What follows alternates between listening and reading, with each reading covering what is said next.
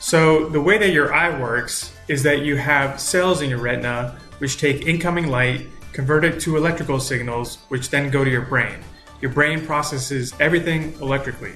So you need to be able to replicate that process of optical to electrical using a device which is in the curved shape of an eye, and that's what we're doing here.